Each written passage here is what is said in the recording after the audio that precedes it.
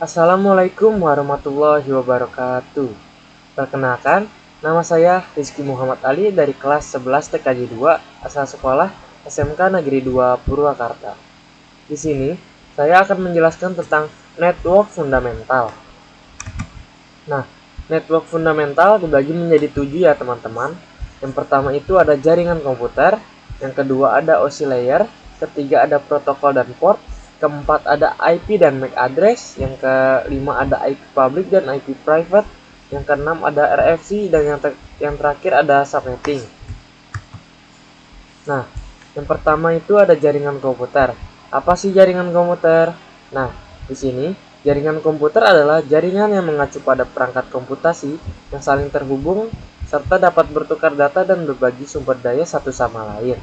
Nah, di sini sudah ada gambaran dari topologi jaringan komputer ya teman-teman. Di sini ada komputer server, ada switch, ada komputer client, ada router, dan ada ISP Internet Service Provider. Nah, di sini jika komputer klien satu dan komputer klien lain dapat terhubung, maka komputer tersebut dapat saling berbagi data, seperti bertukar PDF, file-file, foto, dan lain-lain. Selanjutnya, ada jaringan komputer sederhana. Jadi, cara komputer klien satu bisa saling bertukar data dengan cara dihubungkan menggunakan kabel UTP ini ya teman-teman. Nah, kabel UTP ini nanti disambungkan atau dicolokkan ke port Ethernet yang seperti ini nih.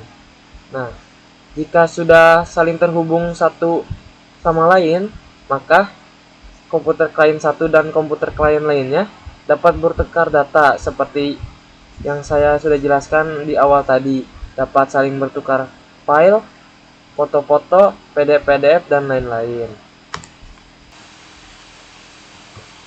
Nah, selanjutnya ada OSI layer. OSI, Open System Interconnection, model konseptual yang menggambarkan bagaimana data dapat berpindah dari satu perangkat ke perangkat lain dalam jaringan komputer sejak tahun 1977. Nah, di sini ada gambar dari OSI layer model. OSI layer memiliki 7 layer. Yang pertama ada application, lalu presentation dan session, lalu transport, lalu network, lalu data link, dan terakhir physical. Nah, bagaimana sih cara kerja dari OSI layer model? Nah, cara kerjanya di sini ada komputer klien ingin mengirim atau ingin merequest sebuah data ke server melalui website. Di sini ada application. Application itu fungsinya adalah interaksi antara user dengan aplikasi yang bekerja menggunakan fungsionalitas sebuah jaringan, contohnya itu FTP dan lainnya. Nah, jika sudah, data tersebut akan turun ke presentation. Di presentation ini, data tersebut akan diformat ke dalam jaringan. Jika sudah diformat ke dalam jaringan, akan turun lagi ke session. Di session ini, nanti fungsinya untuk menjalin komunikasi antara klien dengan server. Jika sudah terjalin komunikasi antara klien dan server, lalu turun lagi ke transport. Di transport ini nanti akan fungsinya untuk membagi menjadi paket-paket kecil. Data tersebut akan dibagi menjadi paket-paket kecil agar dapat terkirim. Jika sudah dibagi menjadi paket-paket kecil, nanti data tersebut akan turun lagi ke network. Di network ini fungsinya untuk mengisi alamat IP yang akan kita tuju. Nah, jika sudah, turun lagi ke data link. Di data link ini fungsinya untuk mencari alamat MAC address. Nah, jika sudah ketemu alamat MAC addressnya, turun lagi ke physical. Di physical ini fungsinya untuk mencari media pengirimannya nih, mau via fiber kah, via wireless, via kabel, dan via apapun itu. Nah, jika sudah, nanti data tersebut akan naik dari sini naik terus sampai application. Nah, jika sudah sampai application, kita bisa lihat nih hasilnya di halaman, contohnya Facebook ya teman-teman. Nah, ini adalah cara kerja dari oscillator model. Nah, selanjutnya ada protokol dan port. Nah, di sini kita membahas protokol terlebih dahulu. Protokol berfungsi untuk menghubungkan pengirim dan penerima untuk menjalin komunikasi serta memberi kelancaran dalam bertukar informasi. Nah, di sini saya akan membahas tentang perbedaan antara TCP dan UDP. TCP itu singkatan dari Transmission Control Protocol, sedangkan UDP singkatan dari User Data Protocol.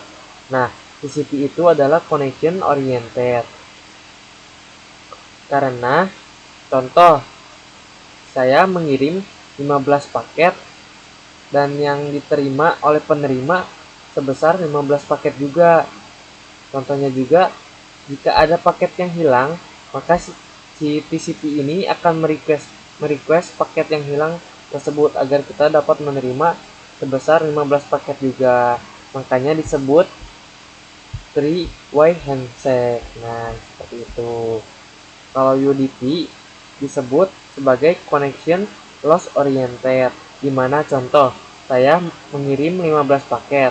Nah, yang bisa jadi diterima oleh si penerima itu cuma 9, 10 atau 8 paket. Nah, karena itu si UDP ini disebut connection loss oriented. Nah, untuk TCP karena dia mengirim sesuai jumlah yang dikirim yaitu 15 paket dan yang diterima juga 15 paket, maka koneksi dia itu lambat.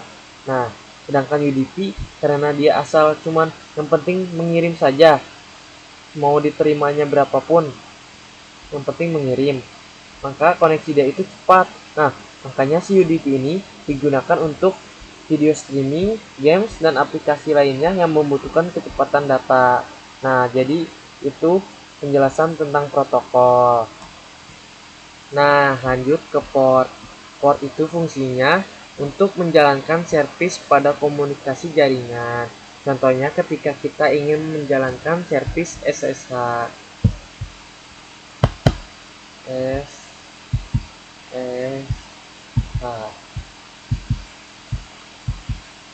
Nah, port SSH itu berapa? Nah, portnya 22. Nah, jadi kita jika ingin menjalankan servisnya, kita tuh tidak usah memanggil SSH-nya, tapi kita memanggil dua-duanya seperti itu. Nah, juga tapi terdapat juga total port yaitu 65535. Nah, tapi dibagi menjadi 3 bagian yaitu welcome known port, registered port, unregistered. Nah, jadi yang pertama itu ada welcome known port yaitu portnya dari 0 sampai 1023. Nah, ini port-port umum yang biasanya digunakan. Nah, ada juga register port yaitu dari 1024 sampai 49151, yaitu port yang umum juga, namun harus registrasi untuk menggunakan portnya seperti itu. Nah, lanjut juga ada unregistered yaitu portnya dimulai dari 49152 sampai 65535. Port ini port umum juga dan biasa digunakannya untuk NAT gitu, jadi seperti itu. Nah, jadi ini penjelasan dari port.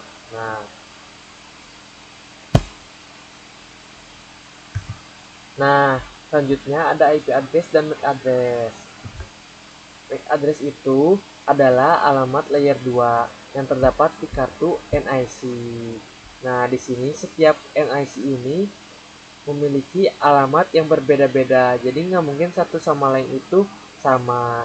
Untuk alamat MAC address itu mempunyai panjang 48 bit yang menggunakan bilangan hexadesimal 16 digit dari 0 dan juga E.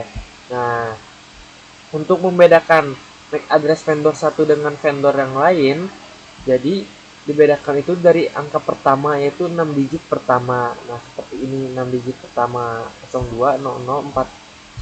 Nah, 6 digit pertama untuk membedakan vendornya. Nah, seperti itu. Nah, setelah MAC address kita lanjut ke IP address. IP address adalah alamat untuk berkomunikasi di jaringan komputer.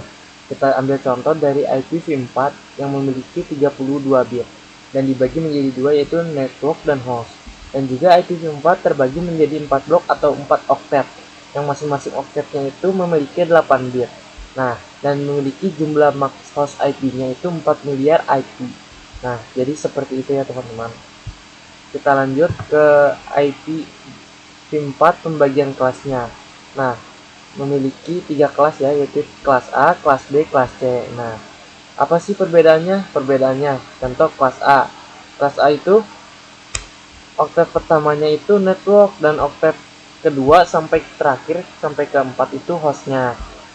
IP kelas B, oktet pertama dan keduanya itu network dan terakhirnya ketiga dan keempatnya itu host. Kelas C dari oktet pertama sampai ketiganya network, oktet terakhirnya itu host. Nah, jadi seperti itu ya perbedaannya teman-teman. Nah, kita lanjut ke IP public dan IP private. IP public dan IP private itu apa sih teman-teman? Nah, jadi IP public itu adalah IP address yang digunakan untuk koneksi jaringan global atau internet secara langsung dan bersifat unik. Sedangkan IP private itu digunakan untuk jaringan lokalan. Contohnya, ketika kita berada di lab, nah jaringan lokal itu hanya bisa digunakan di dalam lab tersebut. Nah, contohnya seperti itu. Nah, selanjutnya masuk ke RFC 4632. Di RFC ini, kelas-kelas IPv4 yang tadi kita sebutkan sudah tidak ada, karena sudah tidak menggunakan kelas lagi. Karena RFC ini sudah menggunakan sistem cashless by private.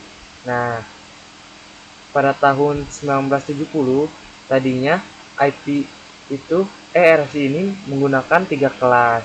Namun terjadi masalah pada tahun 1980 karena terlalu banyak user yang menggunakannya. Nah, jadi seperti itu ya teman-teman. Nah, masuk ke materi terakhir nih teman-teman, yaitu subnetting. Nah, di subnetting ini adalah cara untuk memisah dan mendistribusikan beberapa IP address. Contohnya, host atau perangkat yang terletak pada subnet yang sama dapat berkomunikasi satu sama lain secara langsung tanpa harus rutin. Nah, subnet ini juga ditulis dalam format 32 bit seperti IP atau dalam bentuk desimal privilege. Nah, ada juga bagiannya juga dari subnetting itu network ID dan broadcast. Nah, dalam kelompok IP address atau satu subnet ada 2 IP yang sifatnya khusus, yaitu network ID dan broadcast. Nah, network ID itu adalah identitas suatu kelompok IP atau subnet. Jadi, network ID itu sebagai identitas suatu kelompoknya seperti itu. Broadcast itu adalah alamat IP yang digunakan untuk memanggil semua IP dalam satu kelompok. Jadi di broadcast ini adalah cara untuk berkomunikasi di dalam kelompok seperti itu. Nah, cukup sekian materi yang mungkin saya dapat sampaikan saat ini. Mohon maaf jika banyak kesalahan dalam pemaparan saya. Terima kasih. Wassalamualaikum warahmatullahi wabarakatuh.